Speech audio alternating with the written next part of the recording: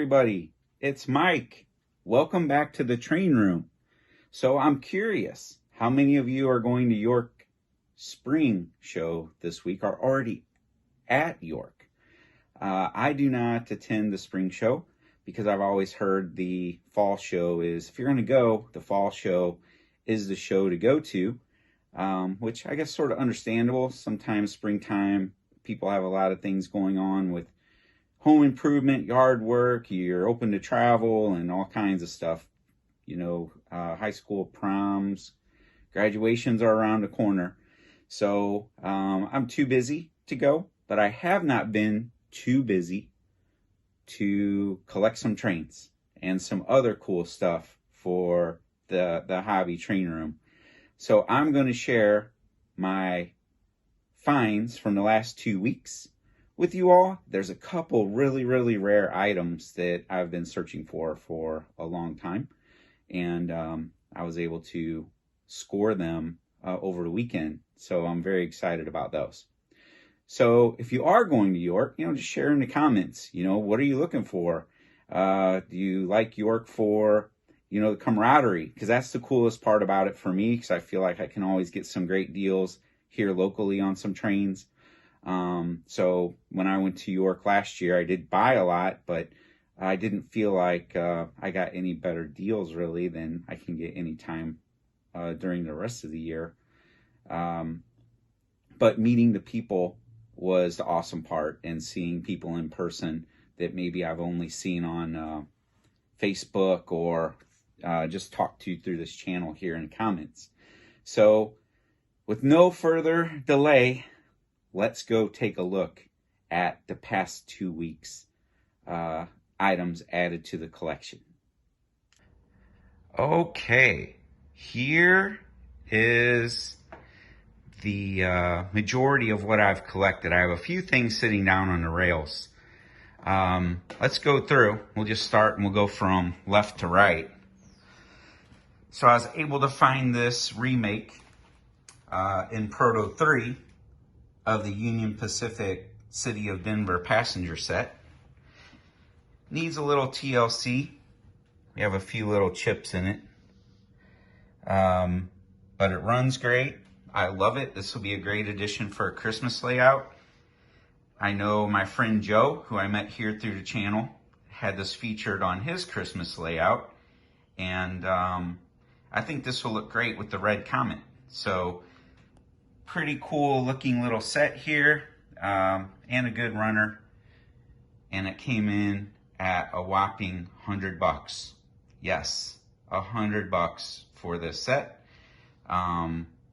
With Proto 3, I was like, are you kidding me? I said, I can't get my money out fast enough. So that is one addition.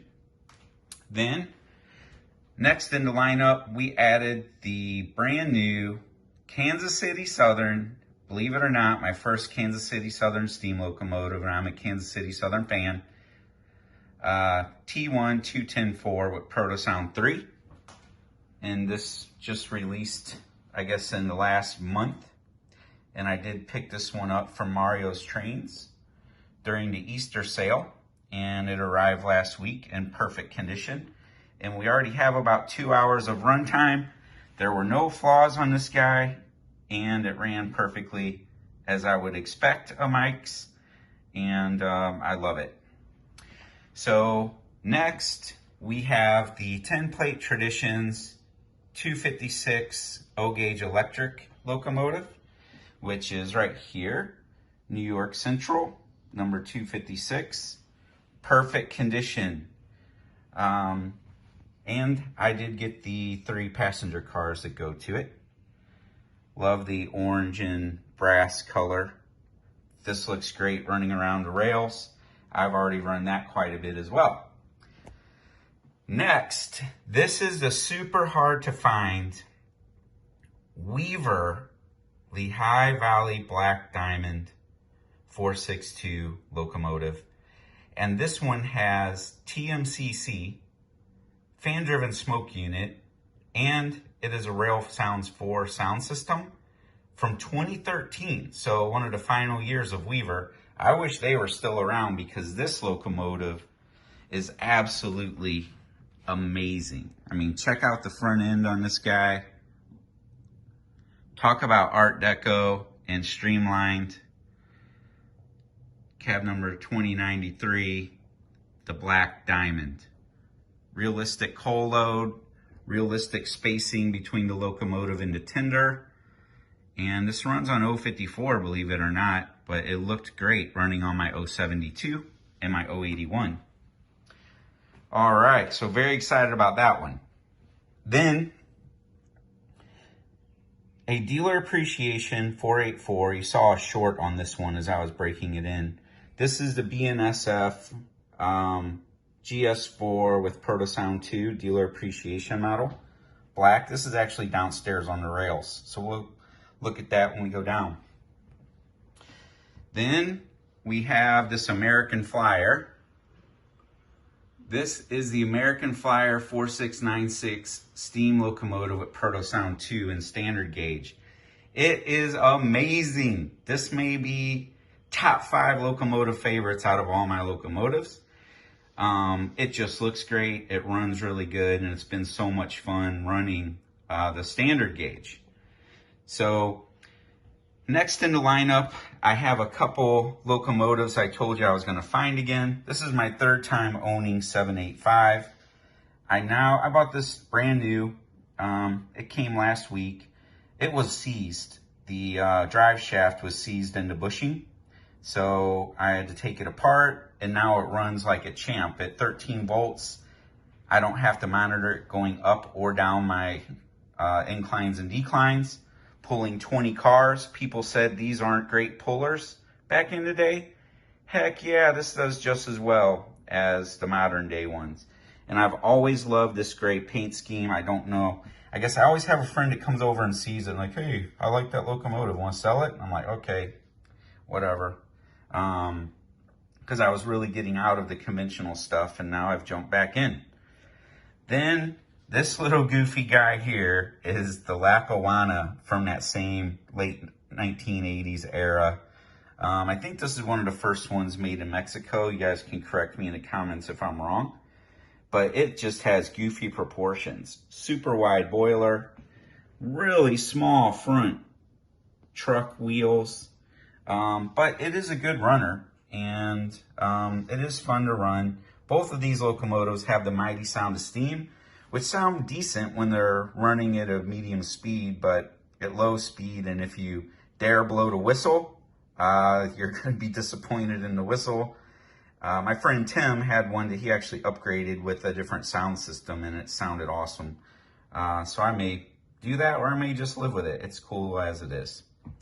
All right, so making our way around. I am a Hot Wheels collector. Christian and I have collected Hot Wheels, or I've collected Hot Wheels my whole life. And my Pro Stock Nova showed up, and my Cobra R from the Hot Wheels Collectors Club.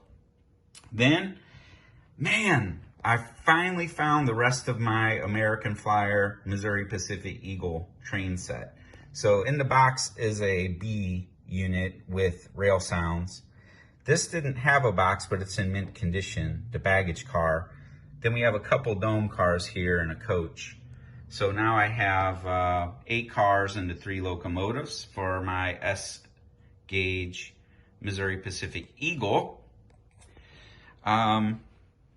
Then we are also into slot cars. So we went to a slot car show 2 weekends ago and walked out with more for our golf collection.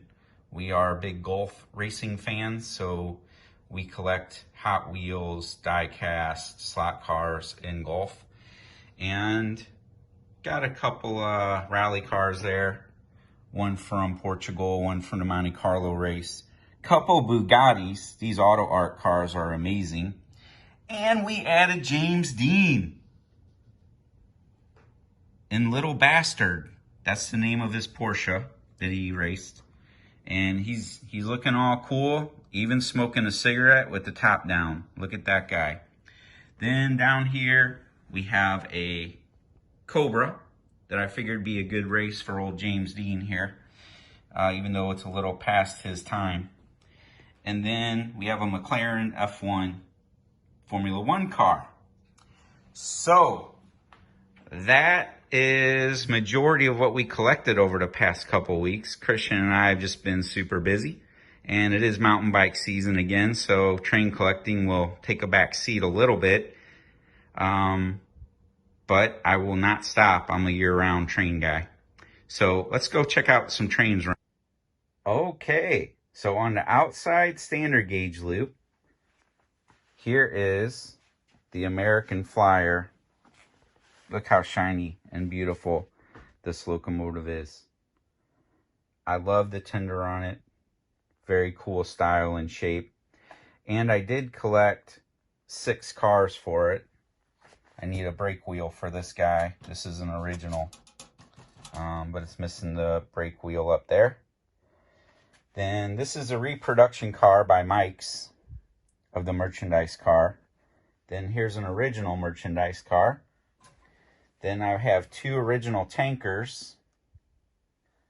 I love this blue tanker, even though it's pretty beat up, but I'll take it. It sort of looks like it's got a weathered condition. And then there's an original caboose. So that is what I added in standard gauge on the rails right now. Then here is the MTH Dealer Appreciation GS4. BNSF Santa Fe 4449. This locomotive is in excellent condition. It was never run. I had to make sure that I perform maintenance on it. So easy to maintain. Basically, there's one screw under the front truck here. Remove the front truck. 1 screw under the front truck. I took 2 screws out to remove the pilot. Then there were 2 screws under the cab right here. And you could drop the drivetrain and chassis from the shell. And then there was 1 plug from, the connector that goes to here that you disconnect, and then you could set the shell aside and do all the maintenance you needed to do on the driveline. So this engine had 1 flaw. You can see it right here. There was a little defect in the paint, so I need to touch that up or something, or just leave it. I don't know. All right. So that's the BNSF, really cool tender.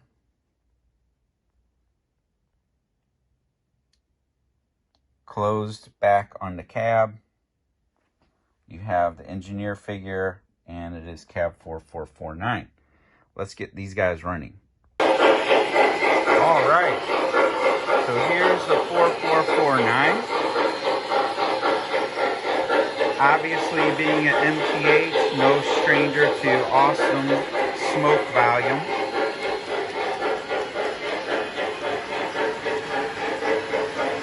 And this was a consist I had behind my Kansas City Southern War Bonds train. I just swapped it out. Took that locomotive off and decided to run that GS4. And then look at the smoke coming out of that standard gauge.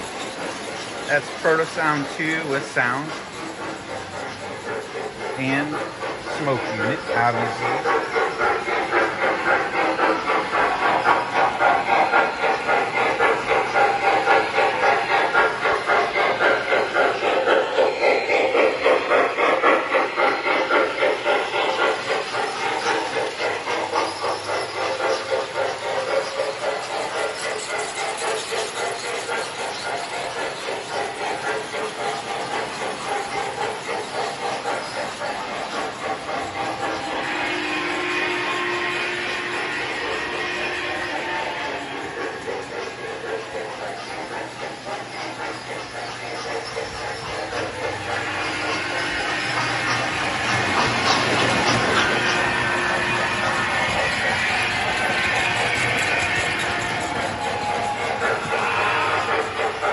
My mountain progress.